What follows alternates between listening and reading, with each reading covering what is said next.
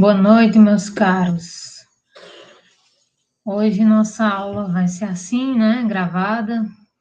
Não avisei para vocês por conta do turno, né? Acredito que vocês estejam em aula no momento. Agora, nesse nosso encontro, pessoal, a gente vai tratar da audiência de conciliação ou de mediação. É um encontro bem curto, bem curtinho. Aqui nos meus slides eu tenho 10 slides só para mostrar para vocês. Então, acredito que não vai pegar nem 20 minutos. 20 ou 25 minutos. Tá bom? Então, vamos lá. Vamos nos situar, né? Onde paramos. Na última aula, a gente viu citação, tá? A gente está estudando nesse semestre o procedimento comum, certo? A gente já viu do procedimento comum. A gente já viu a petição inicial. Aliás, antes da petição inicial, a gente já viu a formação, a suspensão e a extinção do processo, né? Esses três fenômenos. A gente viu as situações, né? As hipóteses em que ocorre a suspensão do processo e a extinção do processo, e a gente viu como é que se dá a formação de um processo, ok? Após isso, a gente viu petição inicial, a gente viu os requisitos de uma petição inicial, a gente viu a emenda da petição inicial. Após isso, a gente viu os pedidos, né? A gente tratou bem de classificar pedido, conforme traz aí no nosso Código de Processo Civil, e a gente tirou uma aula só para tratar dos pedidos, para vocês verem, né, e terem uma noção do quão importante é um pedido, os pedidos, aliás, o pedido, a parte do pedido, dentro da petição inicial, certo? Merece até um capítulo para a gente estudar, uma aula para a gente tratar, e assim a gente fez, né? Aliás, capítulo não, sessão, mas dentro do capítulo da petição inicial. Após o pedido, a gente tratou daqueles caminhos que o juiz, né, ele vai ter, aquelas possibilidades que o juiz vai ter quando a petição inicial chegar em suas mãos, tá? Após isso, a gente tratou da citação. Então, a gente, quando adentrou nesse conteúdo, a gente pressupôs que o juiz estava com uma petição inicial nos formatos exigidos pela lei, certo? Porque ele já foi para o próximo ato, que é o ato de chamar o réu para integrar, para compor a relação processual. Então, a gente pressupõe aí que está tudo acabadinho, está tudo direitinho na petição inicial, tá bom? Então, ele foi para o ato de citar, de chamar o réu para integrar a lide, ok?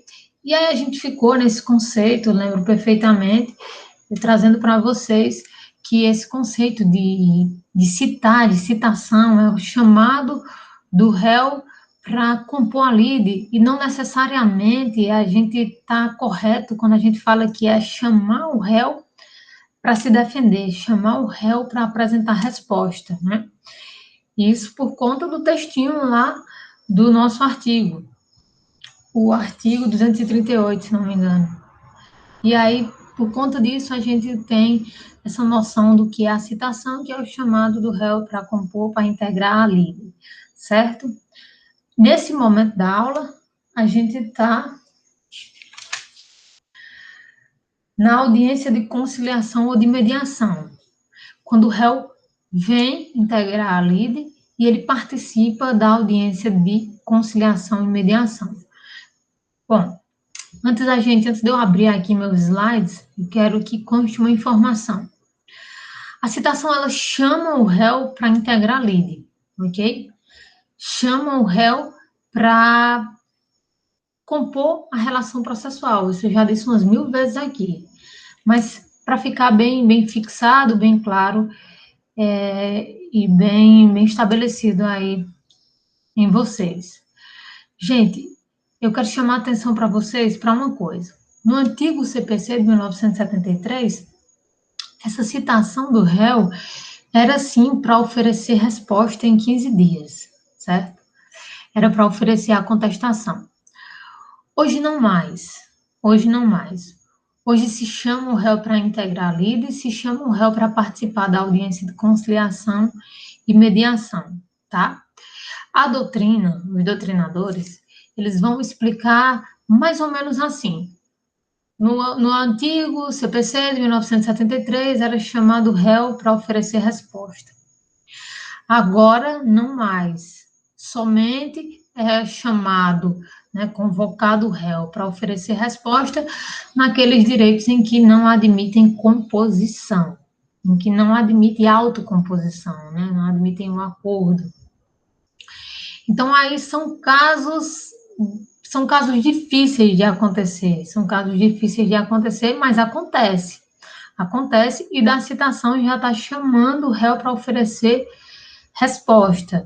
Oferecer resposta, oferecer contestação em 15 dias. Mas nesses casos, se vocês pegarem citações e ver no texto da citação, conseguir identificar no texto da citação que o juiz convoca para oferecer já a resposta em 15 dias, então ali aquela questão, aquele processo, aquela ação versa sobre direito que não admite autocomposição, eu não digo nem disponível, mas é que não admite autocomposição, tá? E vou já explicar para vocês porque eu não estou dizendo direito indisponível nesse caso, e sim direito que não admite autocomposição.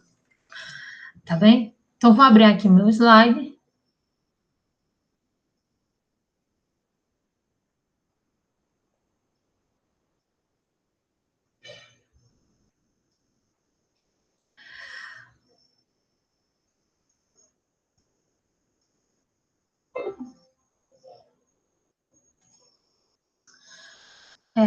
Antes de abrir direto aos slides, vou abrir aqui um trecho do livro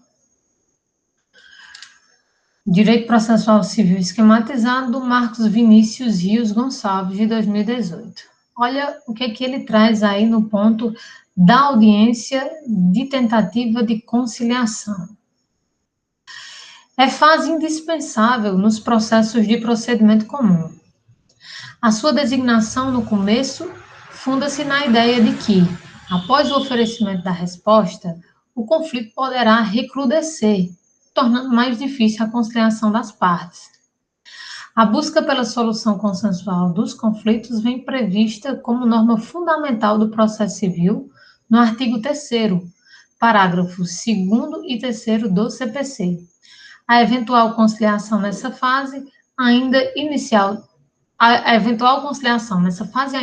do processo se ajusta ao princípio econômico, já que o poupará de avançar as fases mais adiantadas. Pronto, só para a gente ter uma noção aqui de como é que esse assunto é trabalhado nos livros, certo? Esse é um livro esquematizado, certo? Então, ele é mais objetivo. É tanto que esse assunto da audiência de conciliação de mediação, ele é curto, sim, mas ele encurta muito aqui, ele enxuga demais. Olha, esse assunto, não tem nem 2 páginas, né? Tem uma página se juntar aí. Olha só, daqui ele já vai para a resposta do réu. Então, é assim que Marcos Vinícius trata este assunto na obra dele, né? Vamos voltar aqui. Ele falou para a gente que lá no artigo 3º, né, do CPC, aqui é a lei de mediação. Vamos aqui para o artigo 3º. Aqui eu estou com o Código de Processo Civil aberto. Então, vamos só ler o que ele nos apontou, né? O artigo que ele nos indicou. Não se excluirá da apreciação jurisdicional ameaça ou lesão a direito, certo? Não se excluirá da apreciação jurisdicional ameaça ou lesão a direito. Parágrafo 1º é permitida a arbitragem na forma da lei. Parágrafo 2º, o Estado promoverá, sempre que possível, a solução consensual dos conflitos. Parágrafo 3º, a conciliação, a mediação e outros métodos de solução consensual de conflitos deverão ser estimulados por juízes, advogados, defensores públicos e membros do Ministério Público, inclusive no curso do processo judicial. Pronto, então, inicialmente, no Código de Processo Civil, a gente identifica aí esse prestígio, né, esse incentivo à audiência de conciliação e mediação já no artigo 3º. Já no artigo 3º, parágrafos 2º e 3º. Parágrafo 1º também, né? Mas aqui a gente tem uma solução alternativa fora da jurisdição estatal, né? A gente tem uma jurisdição privada aqui, quando a gente fala em arbitragem. Pronto, então aqui era só para ler o que ele nos apontou lá. Vamos voltar aqui e vamos para os nossos slides.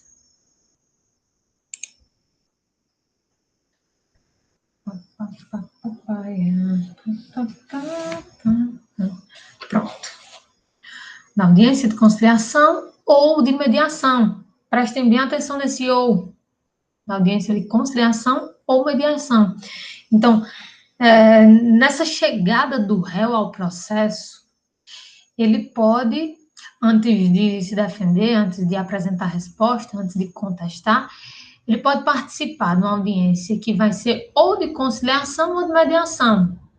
Ah, professora, quem é que decide? O juiz. O juiz vai decidir se vai ser uma conciliação ou vai ser uma mediação, a depender do caso que ele estiver em mãos, tá? Então, lá na citação, ele já vai trazer essa informação ao réu, vai convidá-lo a participar dessa audiência. Lá na citação já vai dizer se é uma audiência de conciliação ou de mediação. Tá bem? Então, o nome do nosso capítulo 5 aí é da audiência de conciliação ou mediação, não é da audiência de conciliação e mediação, não. Ou é conciliação ou é mediação. E aí vocês já devem ter uma noção sobre essas diferenças, ou não. Quem já pagou mediação de conflito sabe que tem diferença. Quem fez aquele curso que eu dei com o Anderson também sabe que tem uma diferença. Se não está lembrado, mas sabe que há uma diferença entre uma audiência de conciliação, uma sessão de conciliação, como você queira chamar, acho mais adequado, ou uma sessão de mediação, né? Então, uma sessão de conciliação, pessoal, essa sessão, ou essa audiência, ela está tratando ali de um conflito em que as partes, elas não tinham nenhuma ligação, não tinha nenhum vínculo anterior ao conflito. Então, a gente já pode diferenciar dessa forma. Na conciliação, as partes, elas não estão vinculadas antes do conflito, não apresentam nenhum vínculo anterior ao conflito, certo? E já na mediação, não. Na mediação, aquelas partes, elas têm um vínculo que é anterior ao conflito, certo? Pois bem, na conciliação, a gente tem a figura, tanto na conciliação como na mediação, a gente tem a figura de um mediador ou conciliador. Só que na conciliação, esse mediador ou conciliador, ele pode sugerir soluções para aquele conflito ali, para aquela questão. Então, ele pode conduzir a composição, a autocomposição, sugerindo soluções, tá? Já na mediação, não. Na mediação, o mediador, ele vai conduzir, certo? Ele vai conduzir a questão, o conflito, mas ele não pode sugerir soluções. Ele não pode sugerir soluções.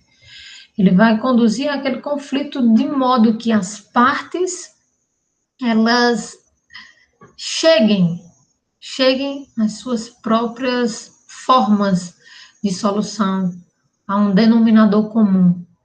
Ele conduz para que as partes saibam gerenciar aquele conflito e, por elas mesmas, cheguem a um denominador comum, cheguem a uma composição, a uma solução, certo? Então, a gente tem essas duas formas de diferenciar a mediação da conciliação. A mediação, ela pode se alongar mais, né?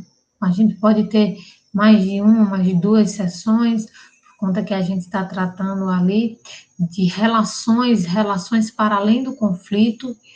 Então, a gente consegue perceber que a mediação ela tem uma tratativa diferente por conta da relação das partes serem diferentes, né? Uma relação que muitas vezes são relações mais profundas, certo? Mediação é muito utilizada para conflitos entre familiares, certo? Conflito entre sócios, condôminos, ok?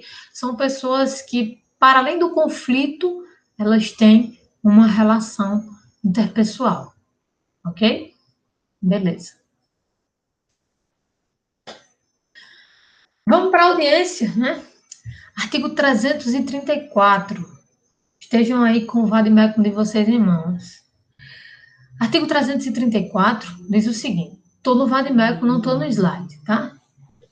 Se a petição inicial preencher os requisitos essenciais e não for o caso de improcedência liminar do pedido, o juiz designará a audiência de conciliação ou de mediação com antecedência mínima de 30 dias, devendo ser citado o réu com pelo menos 20 dias de antecedência.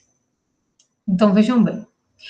O artigo 334, né, ele constrói aí um cenário em que a petição inicial, ela tá ok, certo? A petição inicial está nos conformes da lei, certo? E aí, nesse cenário de tudo bem com a petição inicial ok, ele está trazendo a informação do prazo, certo? Para a realização da audiência de conciliação. Olha só. Lá do meio para o final do 334, né? Diz audiência de conciliação de mediação com antecedência mínima de 30 dias. Com antecedência mínima de 30 dias. Ou seja, com antecedência mínima de 30 dias, o juiz vai designar a audiência de conciliação ou mediação. Então, ele não pode designar uma audiência de conciliação ou mediação para daqui a 7 dias ou daqui a 15 dias. Ele tem que designar com esse espaçamento temporal de, no mínimo, daqui a 30 dias. No mínimo, daqui a 30 dias. Se você conseguir uma audiência daqui a 30 dias de conciliação ou mediação, agradeça, seja bem feliz, porque não é essa a realidade dos fóruns, dos juizados, por aí afora, né?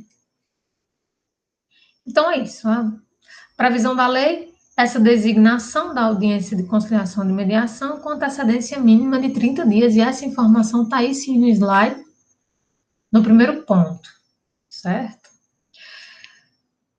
Continuando o artigo, 30 dias, vírgula, devendo ser citado o réu com pelo menos 20 dias de antecedência. Claro, com pelo menos 20 dias de antecedência da audiência, o réu ele tem que ser comunicado, certo? Tem que ser comunicado da audiência de conciliação ou de mediação, óbvio, para se inteirar da questão, para se inteirar do conflito, para se preparar, para estar presente nessa audiência e para levar suas questões, se organizar mentalmente sobre como vai trazer, como vai expor suas ideias, expor sua versão acerca do conflito, expor seus desejos, seus requerimentos, certo? Então, uma antecedência mínima também para o réu aí de 20 dias antes da audiência de conciliação ou mediação. Então, tá aí, essas duas informações estão nesses dois pontos primeiros. Agora, o artigo 334, no caput, ele não traz a informação que eu coloquei aí nesse terceiro ponto. Prazo mínimo para peticionamento pelo réu de manifestação de desinteresse, 10 dias antes da realização da audiência. Pronto. Nesse terceiro ponto aí, a gente tem a informação do réu se posicionar acerca do não interesse, do desinteresse na audiência de conciliação ou mediação, certo? E aí, o prazo que ele tem, o dever que ele tem é que ele tem que se manifestar, né, se ele for desinteressado. Se ele não for interessado, se ele for interessado, ele não precisa manifestar, só comparecer. Mas se ele for desinteressado, pessoal, ele tem que, logicamente, comunicar isso à outra parte, comunicar isso à vara, ao juízo, com antecedência de, no mínimo, 10 dias antes da realização da audiência, certo? Então, prazo mínimo para o peticionamento do réu, manifestando desinteresse, 10 dias antes da realização da audiência. Ah, professora, se ele se manifesta 15 dias antes, tudo ok. Ele não pode se manifestar? É faltando 9 dias para a audiência de conciliação ou de mediação. Ele não pode se manifestar faltando 7 dias, certo? Ele tem esse prazo mínimo de 10 dias. Ah, faltando 10 dias. Tudo bem, tá certo. Tá na lei, tá bom? Belezinha? Vamos lá. Citação do réu para comparecimento à audiência de conciliação ou de mediação. Pronto, gente. Essa informação aí da citação do réu para comparecimento à audiência de conciliação ou de mediação é essa que a gente já vem mastigando aqui, né? Desde o começo da aula, né? Então, acho que está meio que deslocado esse ponto aí, eu vou até retirar. Mas essa informação que eu já venho trazendo para vocês. No parágrafo 1º do artigo 334, a gente trata do conciliador ou conciliadora, ou mediadora, né? Ou mediador. E vamos lá ler o parágrafo 1º. O conciliador ou mediador, onde houver, atuará necessariamente na audiência de conciliação ou de mediação, observando o disposto neste Código, bem como as disposições da Lei de Organização Judiciária. Certo? Então, está trazendo aí, nos apresentando a figura do conciliador ou do mediador. E eu coloquei aí no slide o seguinte: a realização das audiências serão feitas por mediadores e conciliadores, né? Mediadores ou conciliadores que façam parte do SEJUSC. SEJUSC. Olha só, o que é desse SEJUSC? Coloquei aí, né? Centro Judiciário de Solução Consensual de Conflitos. Centro Judiciário de Solução Consensual de Conflitos. Todo tribunal, todo estado tem que ter, né? Porque assim exige a Lei 13.140 de 2015. Eu vou mostrar agora para vocês, já estava aberto aí, já deixei no ponto. Coceira no nariz, pessoal. Já está aí no ponto, certo? Vou mostrar para vocês, só para a gente ler um artigo aqui que diz respeito aos conciliadores e mediadores. Espera aí, deixa eu apanhar aqui. Pronto, tá aqui. Tá aqui, ó, abertinha aqui pra gente. Pronto, essa é a Lei de Mediação de Conflitos, certo? Quem pagou comigo mediação, lembra que a gente tratou de estudar essa lei, tá? Então tá aqui, ó, sobre o que dispõe essa lei. Dispõe sobre a mediação entre particulares como meio de solução de controvérsias e sobre a autocomposição de conflitos no âmbito da administração pública. Enfim, dá para ter mediação entre particulares e entre particular e administração pública, certo? Pois bem, o que eu quero mostrar aqui para vocês é o seguinte. Aqui, para quem não conhece a lei, artigo 2º, a gente traz os princípios, as informações básicas acerca da mediação. E aqui tem a figura dos mediadores, certo? Vocês podem estar se perguntando, e os conciliadores? Os mediadores, quem se forma para mediação, se forma também para conciliação. Um conciliador é um mediador, certo? Quem faz um curso de mediação, ele também é um conciliador, né? Porque a mediação, pessoal, no final das contas, no final, do meio para o fim de uma mediação, ela se transforma, ela ou se transforma ou pode se transformar numa conciliação, certo? Acaba que o mediador, ele pode, no final das contas, dependendo do andar do conflito, se transformar no conciliador, conciliar, sugerir, certo? Mas aí é a depender da questão e conforme o andar da carruagem, né? Da questão, como é que aquela questão ela está se compondo. Enfim, o que eu queria mostrar para vocês aqui é que vocês podem retirar as dúvidas de vocês acerca desses sujeitos, né? Conciliador, mediador, aqui nessa lei, a lei 340, mais especificamente é aqui, ó, o artigo 4º. O mediador será designado pelo tribunal ou escolhido pelas partes. O mediador conduzirá o procedimento de comunicação entre as partes, buscando o entendimento e o consenso e facilitando a resolução do conflito. Ok, deixa eu mostrar para vocês quem é que pode ser esse mediador, né? Quem é que pode atuar como mediador? Mediador extrajudicial, né? Os mediadores extrajudiciais. Artigo 9º. Poderá funcionar como mediador extrajudicial qualquer pessoa capaz, que tenha a confiança das partes e seja capacitada para fazer mediação, independentemente de integrar qualquer tipo de conselho, entidade de classe ou associação ou nele inscrever-se. Alguns tribunais, eles disponibilizam cursos de mediação. No semestre que eu dei mediação, um dos alunos já estava fazendo um curso para ser mediador, certo? Então, mediadores extrajudiciais é essa a exigência, tá? Se você for um mediador judicial, olha só, o mediador judicial poderá atuar como mediador judicial a pessoa capaz, graduada há pelo menos 2 anos em curso de ensino superior, de instituição reconhecida pelo Ministério da Educação e que tenha obtido capacitação em escola ou instituição de formação de mediadores, reconhecida pela Escola Nacional de Formação e Aperfeiçoamento de Magistrados, ENFAM, ou pelos tribunais, observados os requisitos mínimos estabelecidos pelo Conselho Nacional de Justiça em conjunto com o Ministério da Justiça. Então, dá para ver aí que tem os cursos de capacitação, que são disponibilizados, né, pela ENFAM ou pelos próprios tribunais, tá?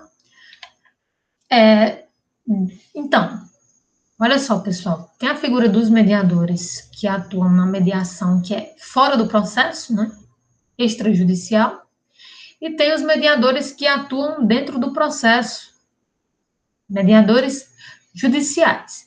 Vocês podem ver aí que o artigo 11 ele é mais exigente. Então, os mediadores judiciais eles devem ter aí uma formação diferente dos mediadores extrajudiciais. Ele exige, o artigo 11 exige mais um pouquinho para os mediadores judiciais, certo? Além do curso, ele exige também o ensino superior e exige que o curso, a capacitação, seja aquela capacitação ou da Infam ou disponibilizada pelos tribunais, certo?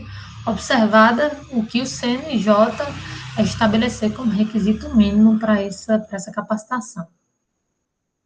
Ok? Então, sobre mediadores, vocês podem encontrar aí essas informações, tá bem?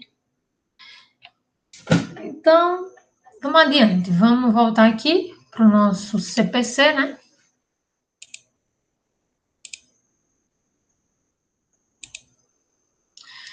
E sobre o mediador, a gente está aí.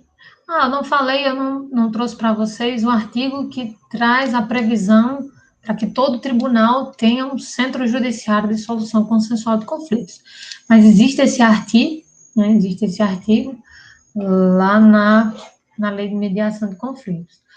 Outro artigo acerca de mediação, deixa eu localizar aqui rapidinho, vocês podem ser uma fonte também de leitura.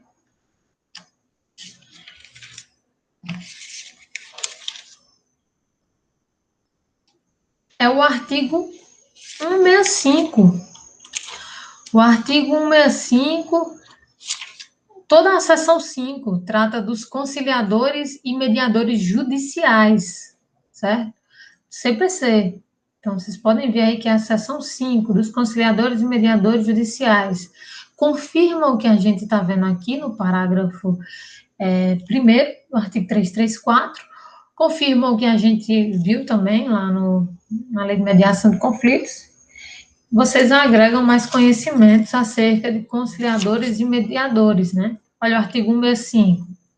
Os tribunais criarão centros judiciários de solução consensual de conflitos, responsáveis pela realização de sessões e audiências de conciliação e mediação, e pelo desenvolvimento de programas destinados a auxiliar, orientar e estimular a autocomposição. Então, a previsão da criação dos SEJUSCs está especificamente, né, está exatamente no CPC, no caput do artigo 165. Tá? Quem não conhecia os SEJUSC, esses Centros Judiciários de Solução de Conflito, e quem não conhecia a exigência, não tinha conhecimento dessa exigência do CPC, exigência de que os tribunais criem esses centros de solução de conflito, está conhecendo agora, tá? Olha só, o parágrafo 1º traz mais informações, o 2º também, lógico. O parágrafo 2º, gente, não estava nos meus planos ler o artigo 65, tá? Apenas trazer para vocês lerem em casa. Mas olha só, tanto o parágrafo 2º quanto o parágrafo 3º confirma aqui para a gente o papel tanto do conciliador quanto do mediador, tá? Leiam comigo, por favor. Parágrafo 2º. O conciliador, que atuará preferencialmente nos casos em que não houver vínculo anterior entre as partes, poderá sugerir soluções para o litígio, sendo vedada a utilização de qualquer tipo de constrangimento ou intimidação para que as partes conciliem. Vamos para o parágrafo 3º agora.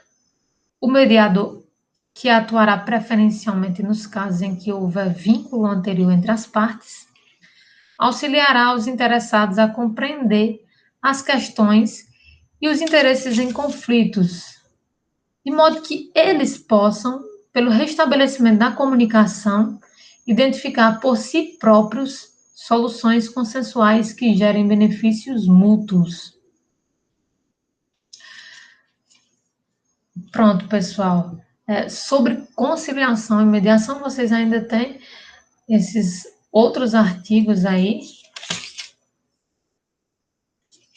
e que dá para agregar conhecimento aqui à audiência de conciliação ou mediação.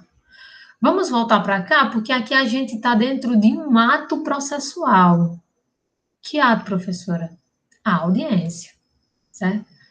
A gente não vai tratar aqui da conciliação, a gente não está tratando aqui da mediação, não.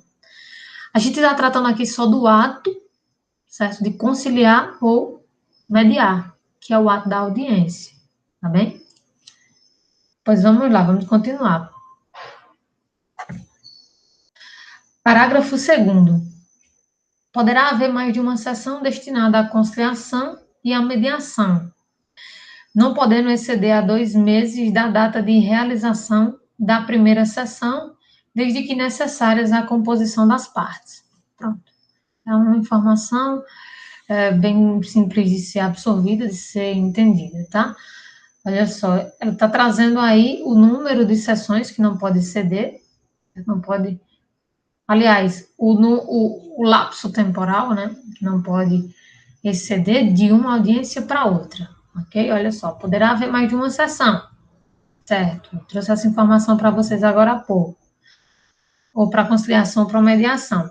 O que não pode, gente, é de uma sessão para outra exceder 2 meses, né? Deixar um tempo tão grande de uma audiência a outra, de modo que se perca essa composição, né? Essa tentativa de chegar a uma solução comum, um denominador comum, tá ok? Então, essa é a informação do parágrafo 2º.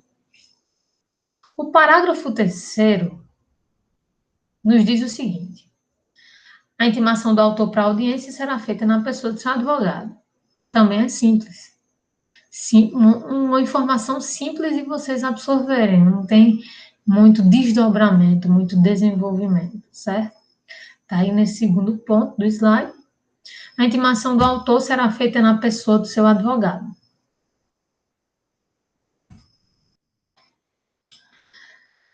Parágrafo 4º.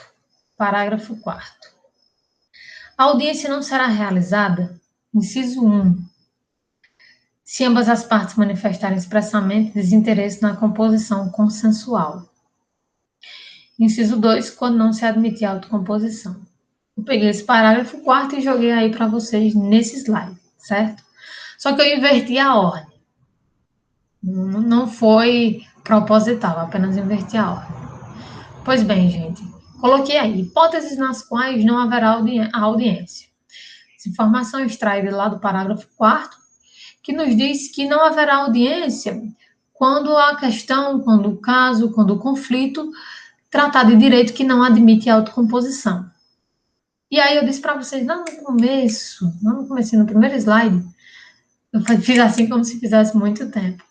Mas já no primeiro slide eu falei sobre direitos indisponíveis e direitos que não admitem a autocomposição. E aí eu disse que direitos indisponíveis, seria melhor utilizar o termo direitos que não admitem a autocomposição, para dizer que seriam direitos aqui que não admitiria a audiência de conciliação. Eu preferi usar esse termo, direitos que não admitem a autocomposição, ao invés de direitos indisponíveis. Pois bem, é isso mesmo que eu estou dizendo. Eu estou dizendo que direitos indisponíveis pode sim ser objeto de conciliação, de mediação, de autocomposição. Vamos lá, deixa eu explicar. Existem direitos indisponíveis, pessoal, que admitem sim transação, tá? Não sou eu que estou dizendo isso. Não sou eu que estou dizendo isso. A própria Lei 13.140 nos diz isso.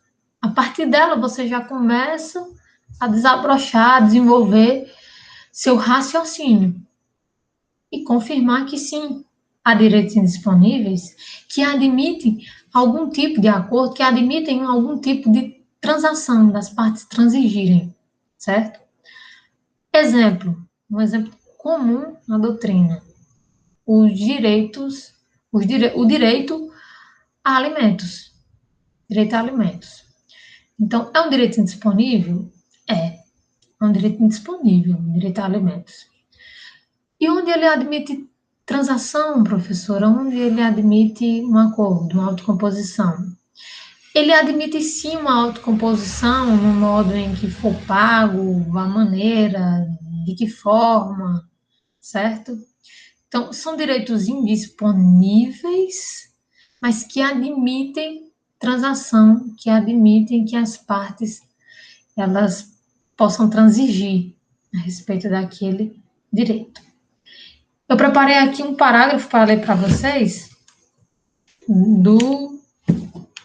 desse livro, acho que eu já mostrei, né?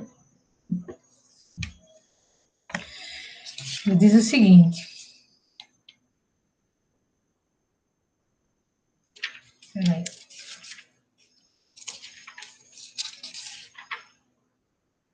Ele diz o seguinte: o legislador foi extremamente feliz em não confundir direito indisponível com direito que não admite a autocomposição. Porque mesmo nos processos que versam sobre direito indisponível, é cabível a autocomposição. Naturalmente, nesse caso, a autocomposição não tem como objeto o direito material, mas sim as formas de exercício desse direito, tais como os modos e momentos de cumprimento da obrigação. Aí ele acrescenta aqui, na tutela coletiva, ele traz como exemplo, na tutela coletiva, por exemplo, esse entendimento é pacificado, o mesmo ocorrendo nas ações em que se discutem alimentos. Então, frisem essa parte do parágrafo. Naturalmente, nesse caso, a autocomposição não tem como objeto o direito material, mas sim as formas de exercício deste direito, tais como os modos e momentos de cumprimento da obrigação. Exercício deste direito, tais como os modos e momentos de cumprimento da obrigação. Exercício, modos e momentos do cumprimento da obrigação, tá? Lá na Lei 3.140, a gente também tem a confirmação dessa informação. Vou mostrar aqui para vocês.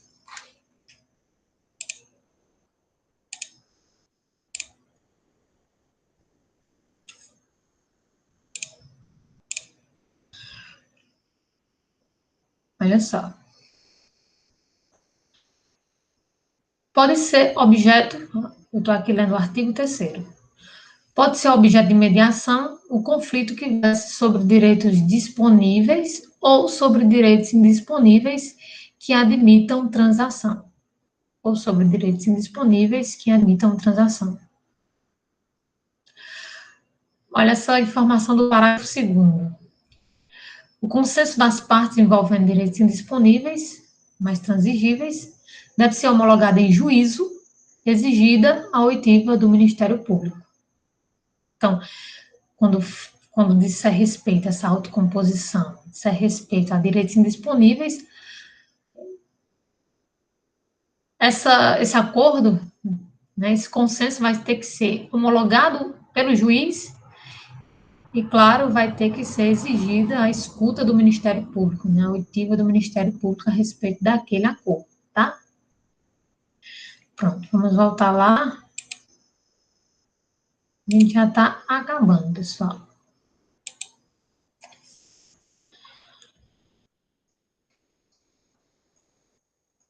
Pronto. A hipótese que não vai haver audiência, né, é quando a questão versar sobre direitos que não admitem a autocomposição. Aí eu trouxe aí como um exemplo direito à vida, direito à liberdade. Outra hipótese em que não haverá audiência é quando ambas as partes manifestarem desinteresse na composição consensual. Se uma parte ou silenciar ou apresentar interesse na autocomposição, vai haver, sim, audiência de conciliação ou audiência de mediação, tá? Então, uma parte manifestando interesse e a outra não manifestando, vai haver audiência. Uma parte manifestando interesse e a outra parte manifestando interesse, vai haver audiência. Uma parte manifestando desinteresse e a outra manifestando desinteresse, também não vai haver audiência. Ah, professora, e se uma parte manifesta desinteresse e a outra se cala? Vai haver audiência. Vai haver audiência.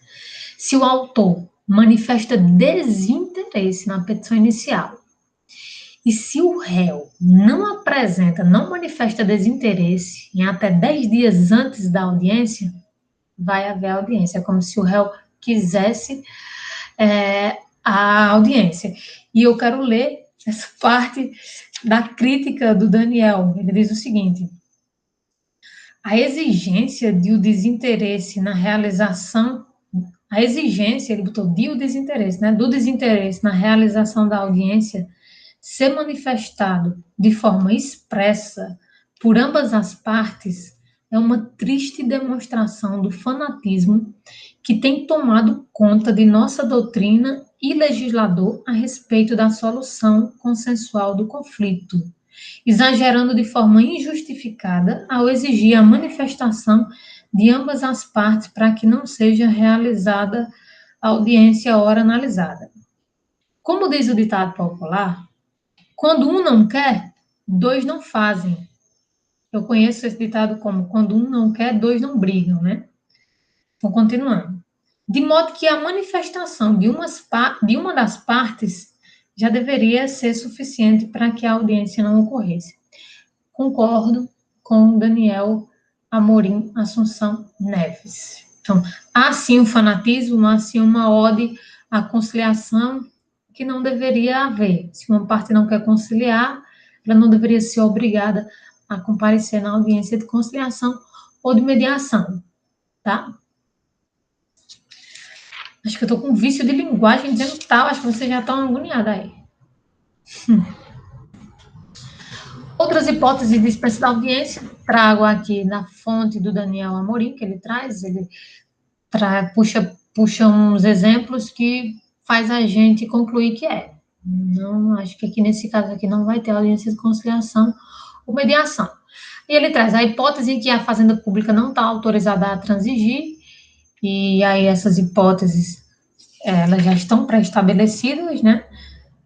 Estão pré-estabelecidas aonde, ó? Olha só. Deixa eu trazer essa informação aqui para vocês mais precisamente. Havendo a fazenda pública publicizado ampla e previamente as hipóteses em que está autorizada a transigir, pode o juiz dispensar a realização da audiência de mediação. Então, a fazenda pública é que deve publicizar as hipóteses em que ela está autorizada ou não a transigir.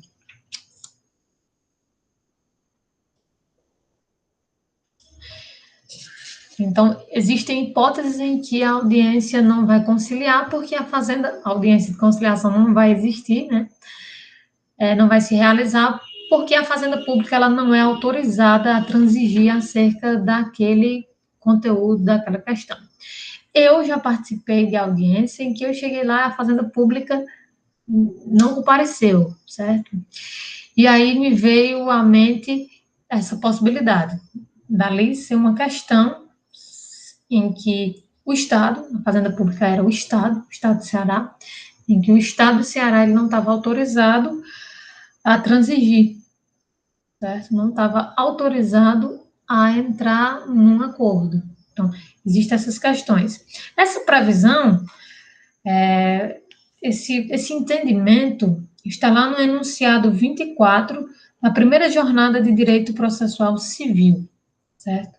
Então, esse entendimento de que existem questões que devem ser observadas pelo juiz, porque a fazenda pública ela não é autorizada a transigir. Então, foi um enunciado tirado na primeira jornada, o enunciado 24, na primeira jornada de direito processual civil do CFJ. A segunda hipótese de dispensa da audiência é a incitação ficta do réu. Citação por edital, citação por hora certa, né? E aí é um raciocínio meio lógico. O réu ele nem foi citado, certo? Houve uma citação ficta. Ninguém sabe se esse réu obteve conhecimento desse processo, dessa questão que está correndo contra ele. Então, como é que a gente pode ter aqui uma audiência de conciliação, pode confirmar uma audiência de conciliação, mediação com esse réu que nem se sabe se teve ciência do processo contra ele, tá? Uma terceira hipótese de dispensa da audiência é quando a comprovação de mediação anterior conduzido por profissional capacitado. Tá, isso daí é um entendimento, né, o enunciado número 29, a primeira jornada de solução extrajudicial de litígios do CFJ. Pronto, pessoal, deixa eu ver se tem mais informações aqui acerca dessas hipóteses. Não achei por bem essas três hipóteses que ele trouxe aqui nos comentários dele, em sua obra, que dá para a gente concluir que não tem nada a ver existir uma audiência de conciliação nessas hipóteses, né? Gente, não comparecer à audiência de conciliação ou mediação, o segundo ponto do nosso slide, é considerado um ato atentatório à dignidade da justiça, o que recebe também grande crítica do Daniel Amorim Assunção Neves, certo? Novamente, ele diz a norma é mais um fruto do fanatismo que se instaurou entre alguns operadores do direito em favor da conciliação e mediação. Mas está aí, né? Ato atentatório à dignidade da justiça. A multa está de 2%, até 2% do valor da causa ou da vantagem econômica pretendida. E esse montante ele é revertido à União ou ao Estado. Essa informação está onde?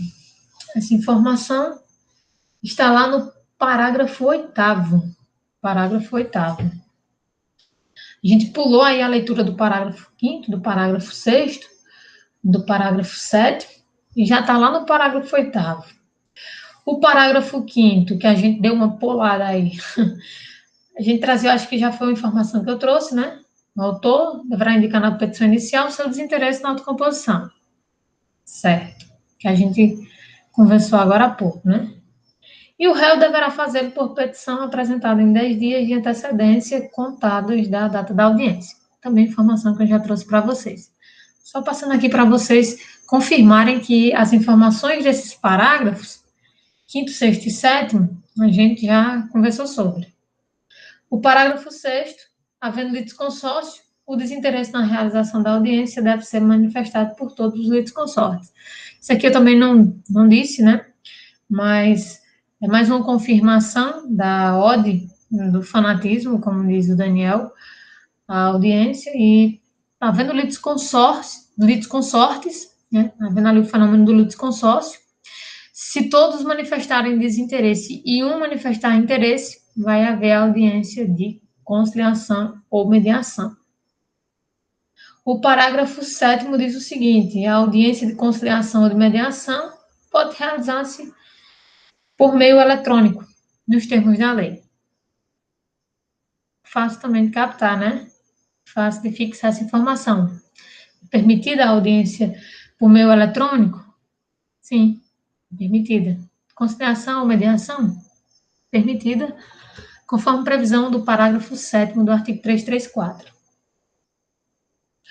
Vamos pular o 8º, que a gente leu agora, e vamos lá para o 9º, que já deve vir aqui.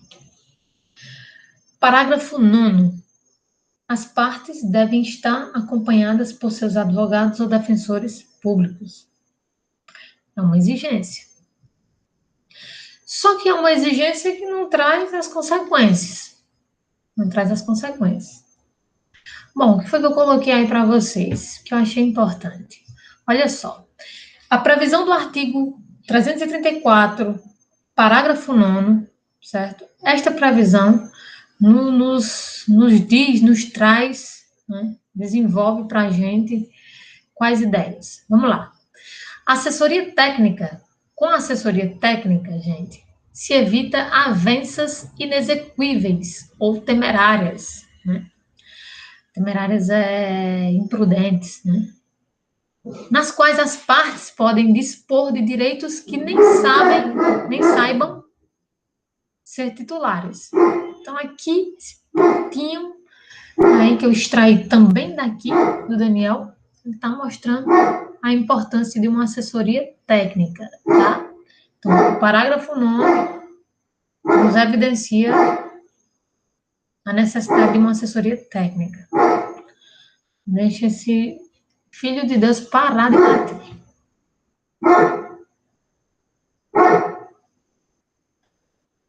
Apolo! Ô, Apolo! Que é isso, meu filho? Pra cá, cheio.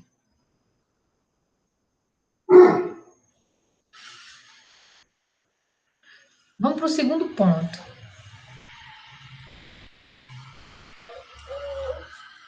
Apesar de aparentemente instituir um dever, o dispositivo não prevê a consequência de seu descumprimento. Verdade. Ato da autocomposição ou mediação é ato da parte, que independe da capacidade postulatória. Coloquei aí doutrina. Tudo que eu trouxe aí já é da doutrina. Coloquei aí, mas todos esses pontos eu estou extraindo do Daniel Assunção. Então é isso mesmo, ele traz um raciocínio bem coerente e bem lógico. Na audiência de conciliação e mediação, as partes elas vão se autocompor, certo? Então dependem mais dela do que dos advogados, depende mais da vontade delas do que dos advogados. Então independe da capacidade postulatória. Uma eventual falta, uma eventual ausência de um advogado, de um defensor público, não deve prejudicar a audiência de conciliação e mediação. Pelo menos não está assim prevista essa consequência no artigo 334, não é? A ausência de advogado não impede a realização da audiência e a consequente autocomposição. fecha esse primeiro ponto aí. O segundo ponto, eu trago a previsão do parágrafo 10º, né? A parte poderá constituir representante por meio de procuração específica, com poderes para negociar e transigir. Sim, a parte pode não querer comparecer, ou pode não pode comparecer. Então, é permitida, a legislação permite que ela repasse, né, que ela repasse esse dever, né, ele constitua um representante, né, repassando esses poderes para esse representante, para que ele o represente, negocie, entre num acordo dentro da audiência de conciliação ou de mediação, certo? Então, é permitida a constituição de um representante, só que, claro, esse representante tem que ter o que em mãos? O instrumento da procuração, certo? E essa procuração é o quê? É um instrumento que a gente outorga o poder a outra pessoa para que aquela outra pessoa nos represente, certo? Vamos lá. Parágrafo 11. Segura aí esse slide, vamos para o parágrafo 11. A autocomposição obtida será reduzida a termo e homologada por sentença, certo? É reduzida a termo, escrita, elaborado o termo, tá? É registrado ali, vai se reduzir a um papel e vai ser homologado aquele acordo através de uma sentença, certo? Aquele acordo vai virar uma sentença, entende? Aquele acordo, ele é uma sentença, logicamente, depois de homologada pelo juiz, certo? Depois de homologado aquele termo pelo juiz, ele vira uma sentença, certo? Então, é isso aí que está dizendo o parágrafo 11. E homologada por sentença. A autocomposição é homologada por uma sentença, tá? Sentença que vai confirmar, vai homologar o acordo. Solução consensual do conflito, homologação de acordo que gera sentença de extinção do processo, fazendo coisa julgada formal e material. Se houver uma solução consensual do conflito, a gente vai ter uma coisa julgada formal e material. Vocês já devem saber o que é uma coisa julgada e o que seria uma coisa julgada formal, uma coisa julgada material. Não vou dizer não. Vocês devem saber. Segunda possibilidade, sem solução consensual do conflito. Não teve solução, houve essa belezura dessa audiência de conciliação, mediação, mas não teve solução do conflito. Não teve uma solução consensual, né? Ali dentro daquele acordo, daquela autocomposição, naquele momento. O que é que vai acontecer com o processo? Ele vai seguir. Segmento do processo, o processo segue e o réu sairá do ato intimado para apresentar contestação. Intimado, professor? Intimado. Pode-se intimar as partes? Claro. A gente pode intimar partes, pode intimar alguém, lá no texto da intimação tem alguém, né? Intima-se alguém. Então, ele sai desse ato, do ato da audiência, de um ato processual intimado para apresentar contestação. Ah, mas ele não foi intimado lá na citação, não? Não. Lá na citação ele foi intimado para comparecer à audiência de conciliação ou mediação. Se o direito for um direito que não admite autocomposição, aí ele vai ser intimado para apresentar a resposta, certo? Que são casos muito, muito difíceis, casos que não admitem autocomposição, mas tem, né? Mas existe, a gente viu, tá? Mas na maioria das vezes, dá-se um jeito não, o direito, ele é um direito que admite um acordo, admite uma autocomposição, uma transação. Se a gente viu que até os direitos indisponíveis admitem transação, né? Então, a maioria dos direitos admitem.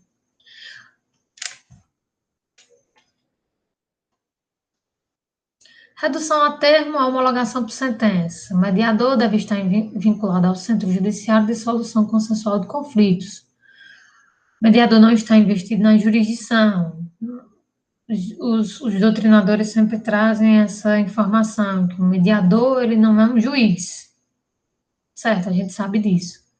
Então, ele não está investido na jurisdição, ele não aplica, ele não diz o direito. A gente também sabe disso, certo? Mas o que é que ele quer dizer com isso? Vou ler o terceiro ponto e vou fechar aqui o que eu quero com essa informação. O que eu quero dizer com esse ponto aí, redução a termo. O último ponto aí desse redução a termo tem limitado a reduzir a termo a autocomposição, encaminhar os autos para o juízo do processo a quem caberá homologar a autocomposição por meio de sentença de mérito. A gente acabou de concluir isso no slide anterior. Então, eu trouxe aí que o mediador não está investido na jurisdição porque é uma crítica constante. Ai, Nossa Senhora. Peraí, minha gente. Porque é uma crítica constante. Eu estou com um celularzinho pequenininho. Ele faz um barulho estrondante. Coloquei um chip aqui nele. Vou terminar aqui, deixa eu desligar ele aqui.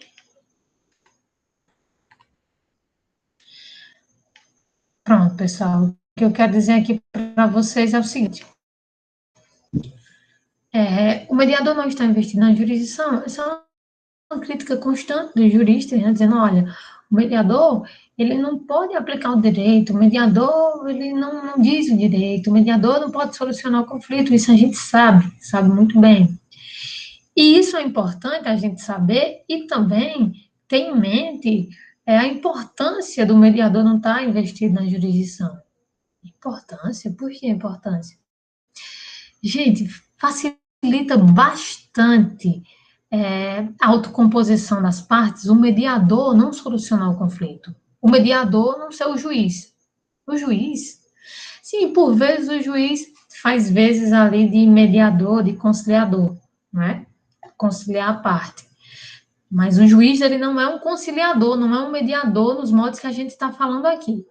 Mas em alguns processos ele tenta conciliar, ele tenta dar uma oportunidade para que se chegue num acordo, certo? A gente consegue ver isso claramente lá na Justiça do Trabalho, certo? Mas não estamos aqui falando de Justiça do Trabalho. Vamos voltar. A importância do mediador não decidir o conflito é que as partes elas se sentem mais à vontade.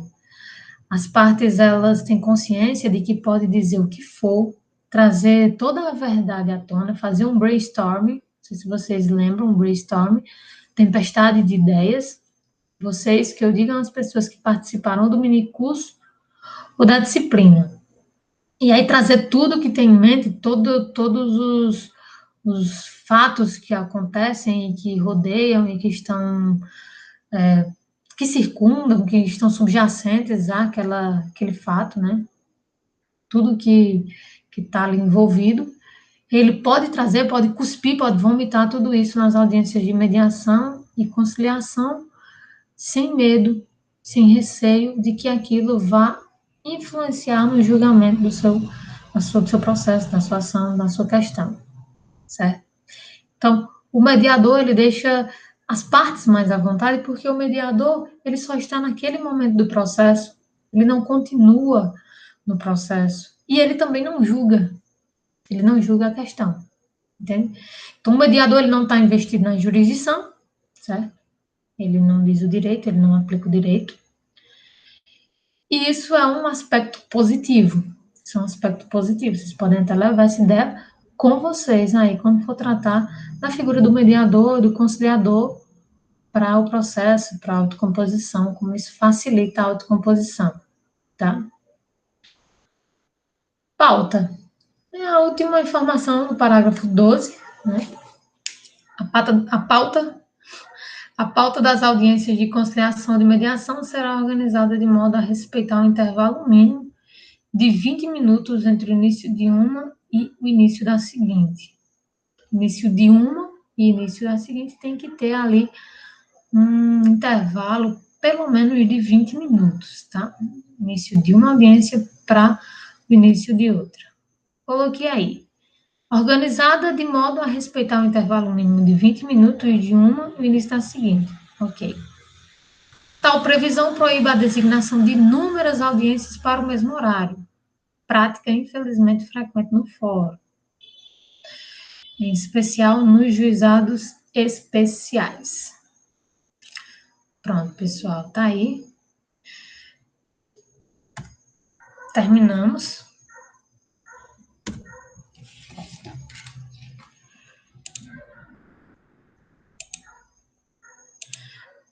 Terminamos nossa aula de hoje. Deixa eu voltar aqui para vocês.